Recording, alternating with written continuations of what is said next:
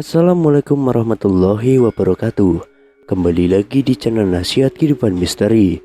Pada video kali ini saya akan membahas tentang Kapitayan bukan agama asli Jawa kuno. Sebelum masuknya Hindu-Buddha ke Nusantara, orang Jawa sudah memiliki keyakinan bernama Kapitayan. Benarkah demikian?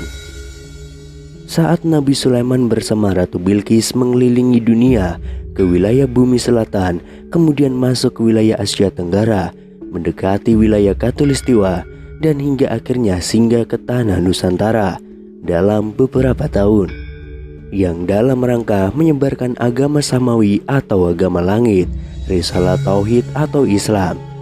Ini telah disepakati dan ditulis oleh ahli sejarawan Islam kontemporer. Nabi Sulaiman pernah menginjakkan kakinya di tanah Nusantara, membawa sebagian kaumnya yang didominasi ras Austronesia yang telah beriman terdiri dari ras Turki, ras India, dan ras Cina untuk menetap di Nusantara. Kaum inilah yang dijelaskan oleh para arkeolog sebagai cikal bakal nenek moyangnya Melayu kuno. Mereka cikal bakal para leluhur Nusantara yang menurunkan kita sekarang ini. Nabi Sulaiman alaihissalam dan Ratu Bilqis bersama tentaranya dan armadanya tiba di dataran wilayah Nusantara. Yang sebelumnya di tanah Nusantara ini masih dataran kosong, hanya ada segelintir manusia yang tersisa tinggal di sana dan sangat primitif, animis, bahkan ateis, tidak mengenal kepercayaan kepada Tuhan. Dan selebihnya belahan bumi Nusantara masih sangat rapat dan hutannya sangat lebat. Kondisi alam geografisnya tropis, dipenuhi gunung-gunung yang semuanya gunung berapi. Wilayah Nusantara saat itu sebagian besar masih didominasi oleh makhluk non-manusia, yaitu dihuni oleh para gaib dari golongan bangsa jin.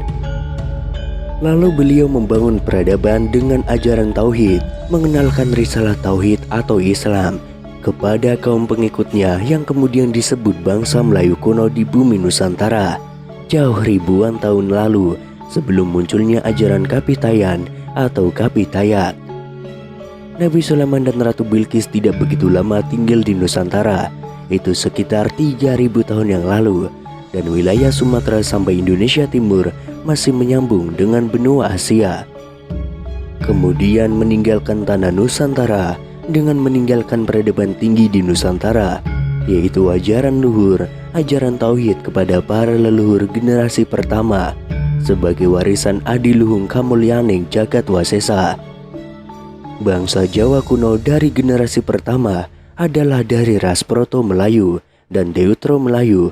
Ribuan tahun yang lalu ternyata telah lebih dahulu mengenal dan memeluk peradaban keyakinan agama Samawi, agama tauhid atau Islam yang dibawa oleh Nabi Sulaiman alaihissalam sebelum turunnya dan disempurnakannya risalah Islam yang dibawa oleh Rasulullah Shallallahu Alaihi Wasallam. Penduduk di Nusantara sebenarnya sudah mengenal ajaran tauhid atau agama Samawi, yaitu agama langit, jauh lebih dahulu sebelum masuknya Syekh Subakir dan para wali songo. Dan para wali baru menyebarkan ajaran luhur tauhid setelah Allah menyempurnakan ajaran tauhid menjadi risalah al-Islam melalui Rasulullah Shallallahu Alaihi Wasallam dengan turunnya pusaka terbesar, yaitu kitab suci Al-Quran. Sebenarnya peradaban Islam atau ajaran luhur ketauhidan sudah ada di bumi Nusantara sejak ribuan tahun yang lalu, sebelum para leluhur kita mengenal ajaran paganisme, yaitu agama atau keyakinan kultur masyarakat setempat seperti Kapitayan, Hindu, Buddha, dan lain sebagainya. Saat itu, wilayah yang sekarang disebut Pulau Jawa, Sumatera, Sulawesi, dan Kalimantan masih menyatu dan menyambung dengan benua Asia. Maka generasi yang masih kokoh keyakinannya dan lurus tauhidnya dari para leluhur kita adalah generasi pertama. Para leluhur kita generasi pertama Nabi Sulaiman alaihissalam mengajarkan kepada mereka ajaran tauhid, sehingga mereka orang Jawa kuno telah percaya keberadaan satu entitas tunggal yang tidak kasat mata namun memiliki kekuatan adikodrati yang menyebabkan kebaikan dan keburukan pada kehidupan manusia. Mereka tidak pernah menyembah selain Tuhan.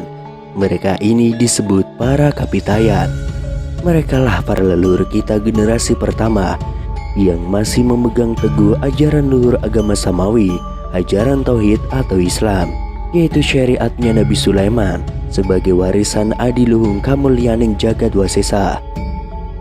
Setelah ribuan tahun kemudian dari generasi ke generasi berikutnya, maka generasi terakhir dari para leluhur mulai luntur keyakinannya dan mulai pelan menyimpang dari ajaran leluhur masa generasi pertama yang lurus yang diajarkan oleh Nabi Sulaiman alaihissalam.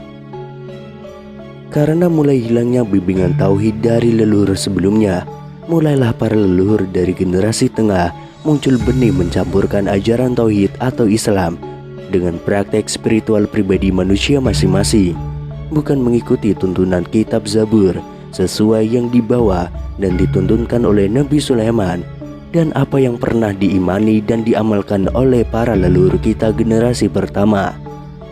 Di masa era generasi kedua atau generasi tengah, para leluhur kita mulai ada dari sebagian yang menggunakan akal dan perasaannya sebagai ukuran pijakan dalam mencari sendiri hakikat siapa itu Tuhan.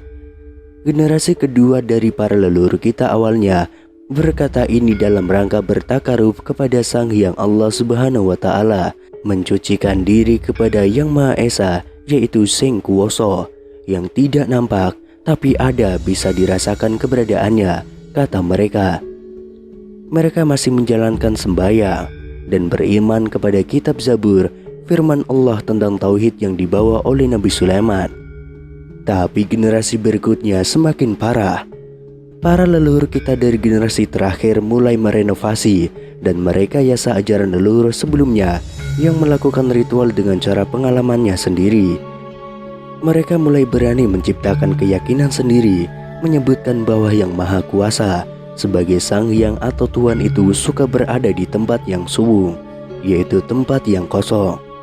Akhirnya generasi terakhir dari para leluhur yang paling radikal dan underdog pemikirannya tapi miskin ilmu melakukan ritual ibadah di tempat yang mereka anggap suwung. Keyakinan mereka bahwa tempat suwung itulah tempat kosong di mana tempat itu ada Tuhan dan Tuhan akan hadir dan bersemayam di tempat yang suwung, seperti pada pohon besar, batu besar, atau alam. Maka kadang keyakinan ini seolah-olah keyakinan pemujaan kepada alam, tapi sebenarnya tidak. Karena menurut mereka di alam diyakini terdapat energi besar karena Tuhan menitis ke alam tersebut menurut keyakinan mereka. Keyakinan-keyakinan ini tidak dikenal sama sekali oleh para leluhur kita para Kapitayan yang lurus baik dari generasi pertama maupun generasi kedua.